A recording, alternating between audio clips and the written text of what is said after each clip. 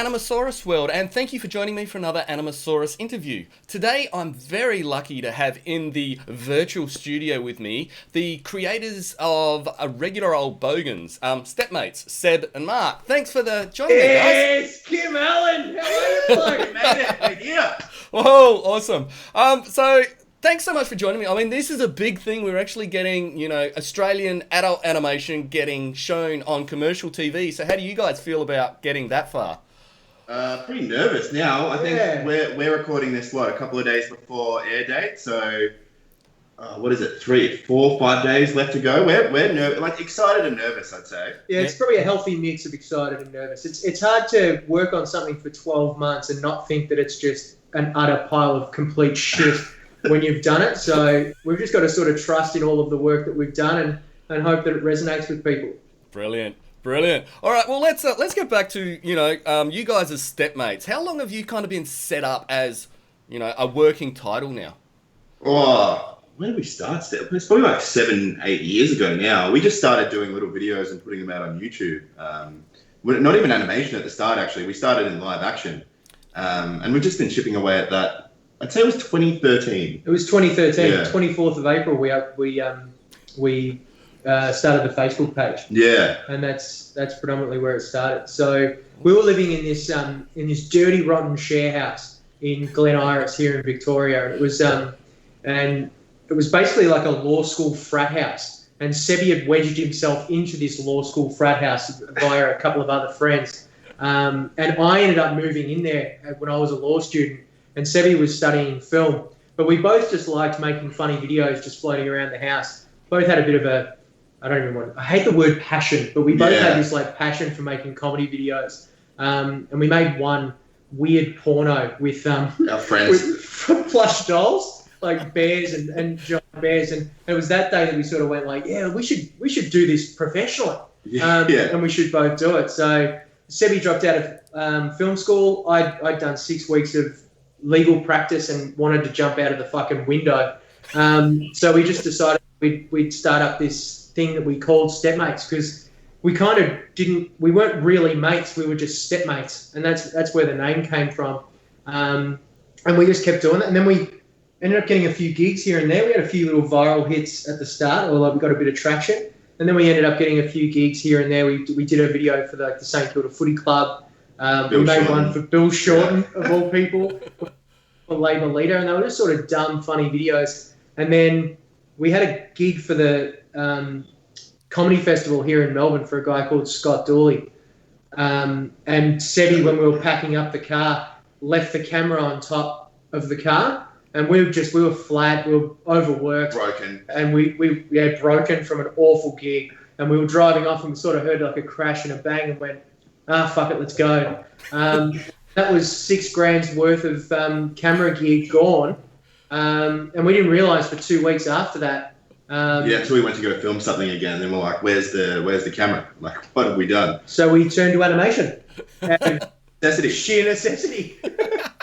Oh, beautiful. Cool. So it was just actually falling into it, going, well, like you said, you had fun with it before, but it just became something you spent more time actually focusing on. Oh, cool. I think always just been propelled back into it. Even when we were making Regular Old Bogan, or when the call came in from Seven, we'd both gotten different jobs. Like Seb was working at a production company as an editor, and I was working at a production company in sales. And we were making Stepmates in the background, but it wasn't our main focus anymore.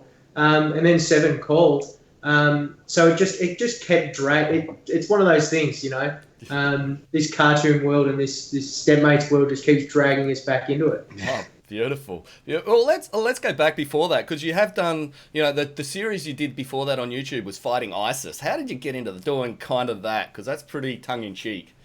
Yeah, well, it was after we lost the camera. We started doing these little animations online, but we're sick of the small stuff, and we wanted to get into something like a lot meatier and bigger. Like, we always wanted to do longer form, like TV, movies, that sort of a thing. So we decided to sit down we're going to write like a feature-length web series. We're going to animate it properly, and, it's going to take us 12, 18 months, but we're going to do it. And that's basically where it came from, really. Like, we just wanted to do something longer.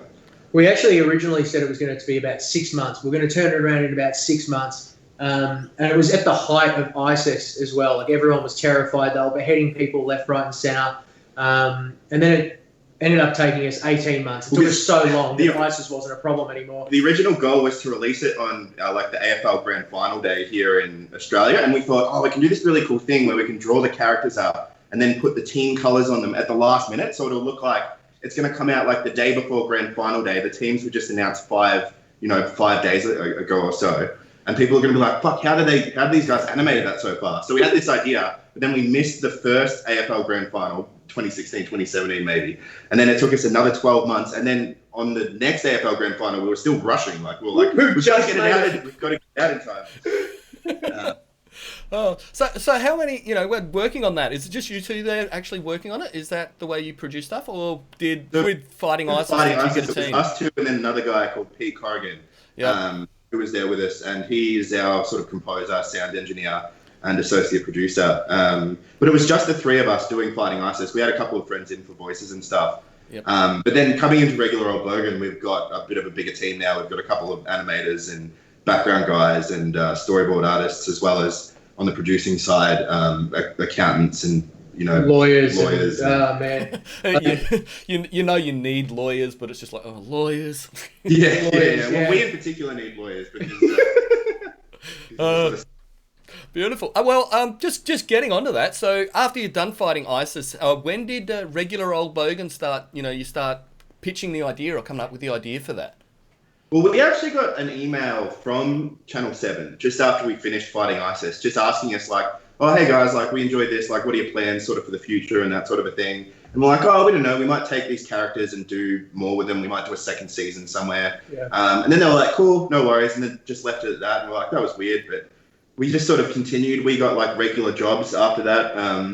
And then we started making like a second series with Gav and Toby and, everyone else at the time, and just started sort of releasing that slowly. And I think it was 3 or 4 episodes in, we got called by Channel 7 again, or we got an email saying like, hey guys, come in and pitch us a 6x22 minute sort of thing. Nice. So they actually approached you and go, okay, tell us what you want to do with this. Yeah, exactly. I think partly it came down to we stayed true to what we said we were going to do. We were written up in the Guardian for Fighting ISIS, and that's how we actually got onto the radar at 7, which we were really lucky that Luke Buckmaster wrote the article, and it's literally our only bit of press because we're pretty untouchable when it came to that sort of stuff. Yeah, the subject matter is kind of one that's not really very popular. Yeah. But no, he had the balls he put it in the title as well. It's like best web series of 2018 or whatever it was, from Fighting ISIS to the Catering Show. So it was pretty cool to be put in the same sentence as the Catering Show at the time. So massive. And then I think we just said like we even had we had a group chat going. And it was like, oh, we got this fucking message from 7. Oh my god. I was like, let's just not cream our jeans just yet, fellas. Let's just say, look, this is what we're going to do. We're going to maybe make some more bite-sized bits, and we're trying to turn them around maybe once a month. And then I remember doing them, going, if we don't get some sort of bite by 10 episodes in, I'll be really surprised. We were going to throw the characters away too. We were going to look, we'll give the characters another 10 episodes, and then if nothing comes of it, we'll start again. We'll draw something else again, because these were the characters that I'd drawn, sort of like the very first cartoon characters I'd drawn, and we just decided to animate them. So we're like, they're probably pretty shit. Like maybe we'll just finish off this 10 episodes, and then we can design some better looking characters. But as it turns out, that they were the characters that got picked up. So now we're sort of stuck with these poorly designed. They've got artistic appeal. That's what they've got. Exactly. That's right. And I like them. So then 7, we ended up having a phone call with them, and this was in December. So just before the Christmas break, and Seb was working in editing, I was in sales. So we just had normal, regular jobs, and we got on the phone, and they were like, can you put together a proposal for 6 by 30-minute episodes? And we said to them, and we actually said this as well, it was like, yeah, cool, no worries, fellas. We'll go away, we'll come up with some ideas, we'll drop some acid, and we'll reconnect in January. And it was sort of like 3 beats. It was just silence. 1, 2, 3, and then they burst into laughter. Luckily, because it was like riding on the edge of our seat that one. And then we came back in January, and because I'd been working in sales, one of the things I'd learned was you never just email a proposal across. And we'd actually got a little writer's room together. We put together a really good proposal. So we actually said, look, we want to come up to Sydney and we want to pitch it properly. So we forked out the flights. We went up to Sydney, and to be honest, it couldn't have gone better. Like, the pitch went so well. So good that the old bloke that was the old man, the head of comedy at Channel 7, got down on his hands and knees when we pitched the budget to him. And he was like, because we didn't have a table, so he had to get this computer out. Yeah, we had this little laptop on a chair. Stool, and he sort of just came up and was like, give me a look at that. Give me a look. And because he didn't believe us about how cheap it was going to be. Which turned out to be completely wrong. Yeah, it was a little more expensive than we first pitched, but and then we sort of still didn't really believe that it was going to happen. It took a couple of months, and then we got invited up to a corporate box with the executive team at Channel 7, and they basically welcomed us to the team. Quit our jobs the next day. Well, you quit your job the next day. I quit my job the next day and flew back to Melbourne on the Friday and went, I think I'm going to have to resign, fellas. Like, it never really felt real the whole time. And then next minute, we were day one of production, 3 months behind. Knee deep. Good way to start, 3 months behind. So you kind of just developed it from there then. The writers' room, you said you actually got more people involved in it. What was your pipeline that you put in place? Because you're used to working as a small team of two. How was it then actually just expanding out from that?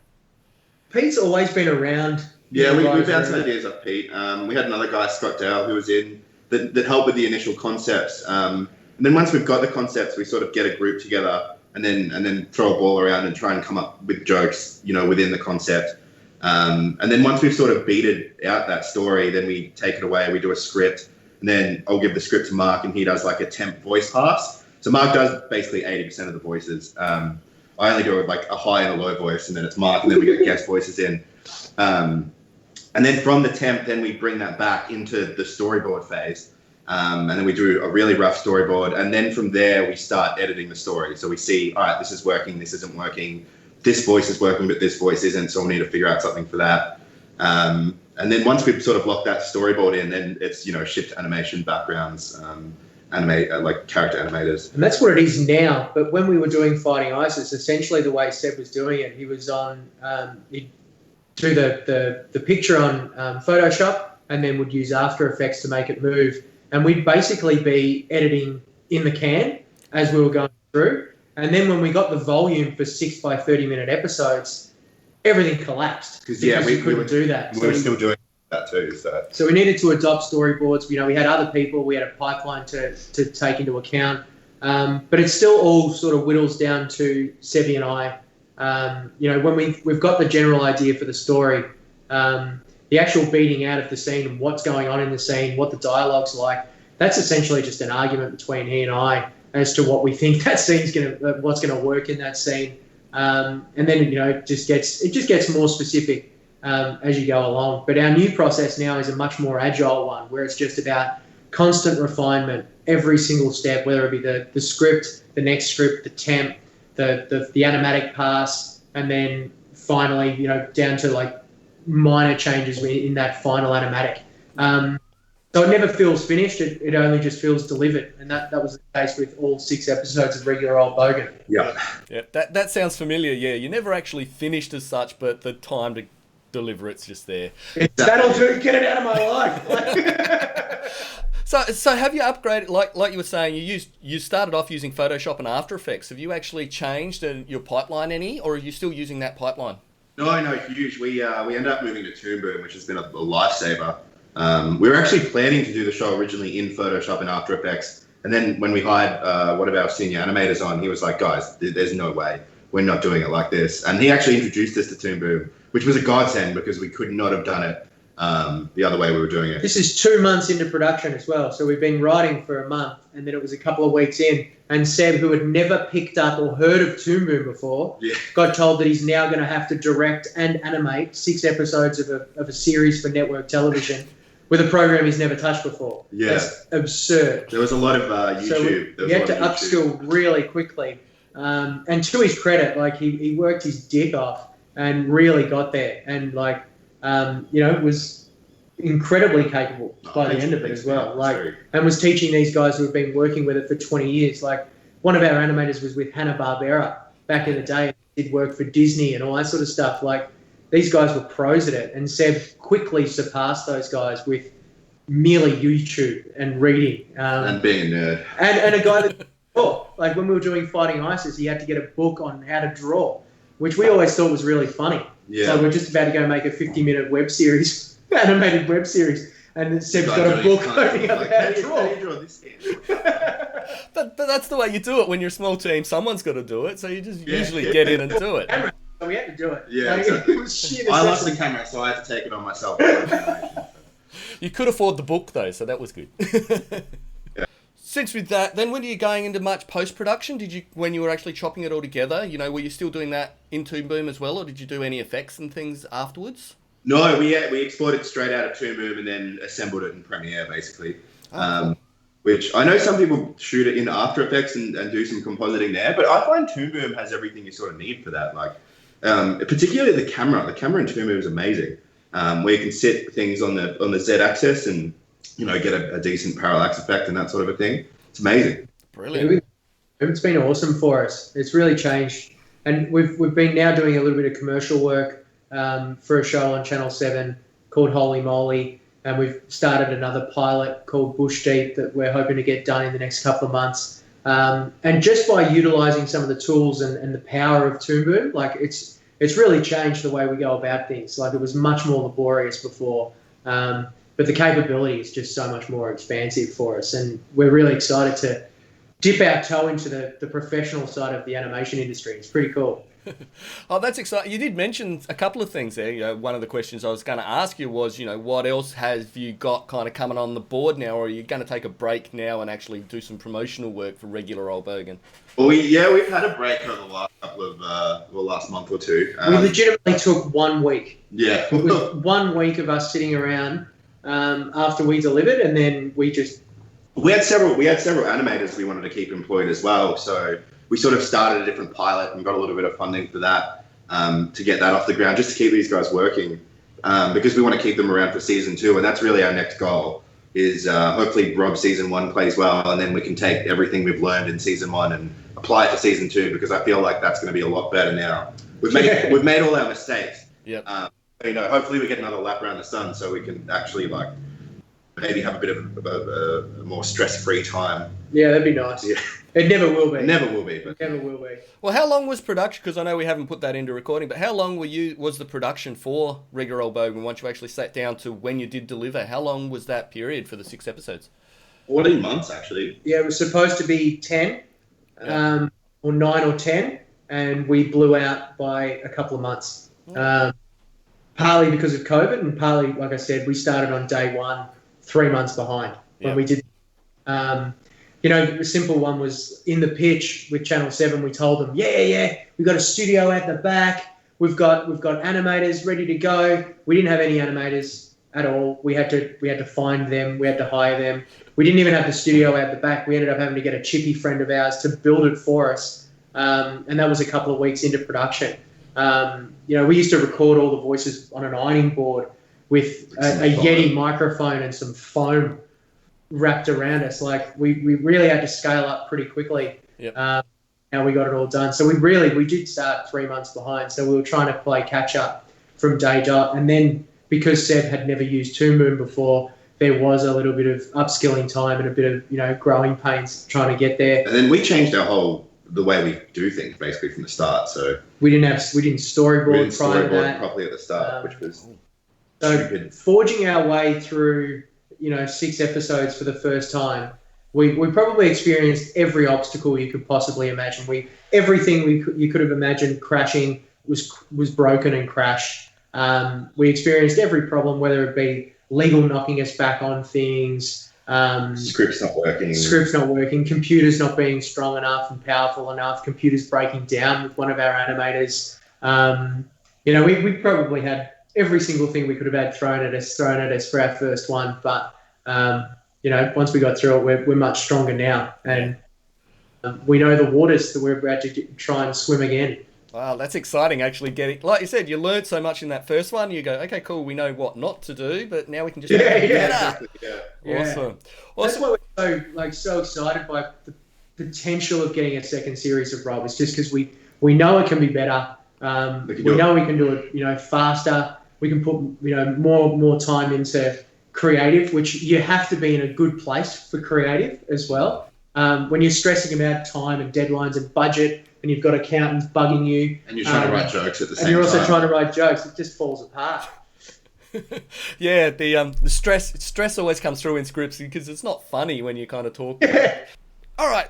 So thank you guys very much, Mark and Seb. Thanks for sharing your beautiful story, quite chaotic story, for getting a full, 6 episodes up on commercial TV. That's brilliant. I'll leave links down in the descriptions below for links to their work and the stuff that they've done before. But check it out. It should be out on Stepmates as of... on the 26th, and then every Monday after that for 5 or so Mondays. Right after Howzers. Right after Howzers. Brilliant. Yeah, that'll be a good slate for it. All right, guys, until I see you next time with another interview, we'll say bye-bye.